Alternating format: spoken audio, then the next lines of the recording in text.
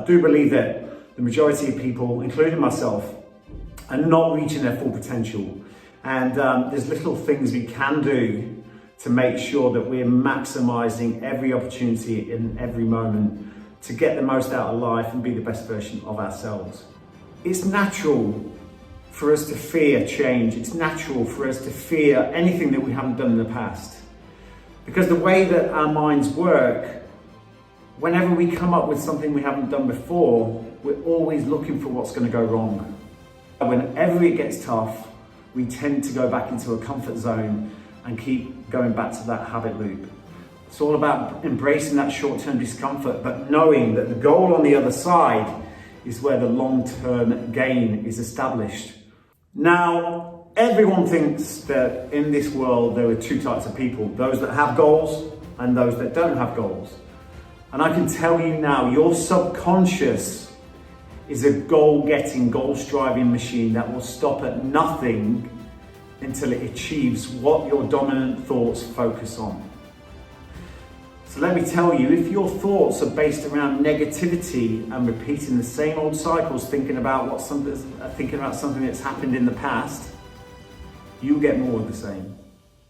You will absolutely get more of the same. Okay, so regardless of whether you have a chosen goal or not, you have goals.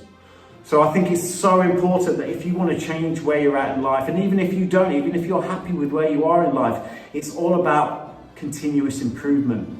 So let's talk about goal setting.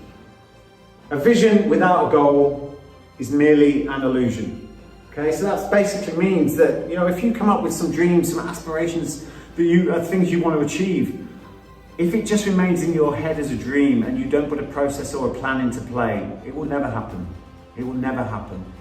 So once you have a dream, once you have something you want to achieve, and like I say, it can be anything, first of all, make sure that goal is something that scares you. Okay, it has to scare you. We are wired to want to only engage in things that we have a good chance of achieving. We don't want to embrace things that there's a possibility that we may look stupid, that we haven't achieved it. And that's the wrong attitude. Okay, so first of all, you come up with a dream. So set a date, let's set a date, 6 months, 3 months, whatever it is, a year, okay?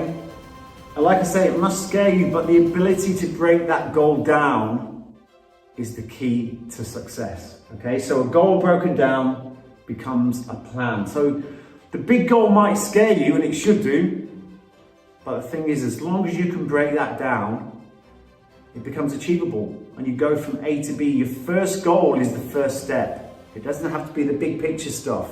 If you want to achieve anything, put a process into play, a process that is void of the negativity, is void of the lack of motivation, is void of what's going on in your head.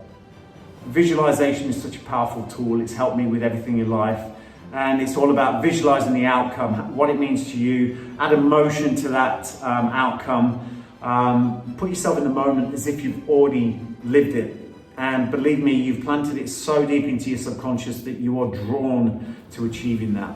Okay, it's quite a complex subject. An obstacle a day. Some people reckon that, when they've wanted to achieve their goals, there's too many obstacles in the way.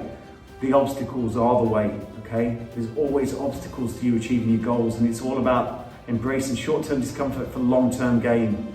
The F word, get used to it, failure. Okay, not the other word, failure. Okay, success in life is a series of failures. They're milestones of growth if you want them to be. Okay, it's only a failure if you have lost your ambition to achieve your goals because you've come up against some kind of obstacle and you've turned back and thought, no, this is too tough. That's a failure. Okay, but when the direction of your goal changes, something happens, it's about readjusting. Getting back on track and learning from it. So really learn from those failures and keep moving forward. It's all about forward momentum. Breathe, recalibrate, deliver, okay? This is something that they teach in the Special Forces, not that because I came up with that, breathe, recalibrate, deliver, but really it's about when you find yourself in an anxious situation, what's happening is you're starting to breathe erratically, cortisol is increasing, and that causes the confusion, okay? It makes you make decisions that are not based on clarity, but of confusion, okay? And if you know you're going into a situation that is going to be stressful, or you find yourself in one, all you simply have to do is breathe, okay? They do teach box breathing now in some of the special forces around the world, but it's a very handy skill to have, okay? By box breathing, so that's breathe in for 4 seconds, hold for 4 seconds, out for 4 seconds, hold for 4 seconds, and carry on that pattern of breathing, okay? That lowers cortisol, allows you to deal with a mind that is of clarity and not confusion. That's recalibration. Then you deliver the action, okay, that is appropriate to that. I tell you now, if you engage in that, it will change the way, or it will certainly change your outcomes when you get into a pressured situation. And break point. Don't forget, break point is the moment you embrace short-term discomfort for long-term gain. Pursue it, okay? Every time you see an obstacle, go through it, never turn back.